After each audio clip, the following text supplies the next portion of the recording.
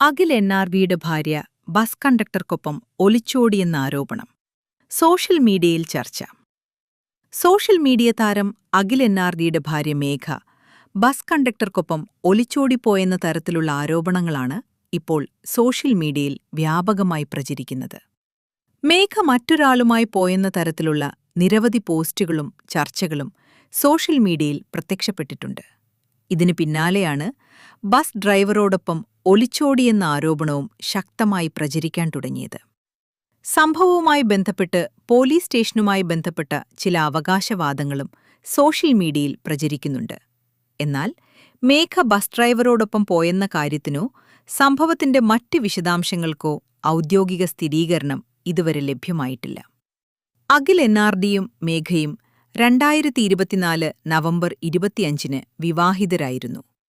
ഇരുവരുടെയും വിവാഹവും വ്യക്തിജീവിതവും നേരത്തെ സോഷ്യൽ മീഡിയയിൽ ഏറെ ശ്രദ്ധ നേടിയിരുന്നു.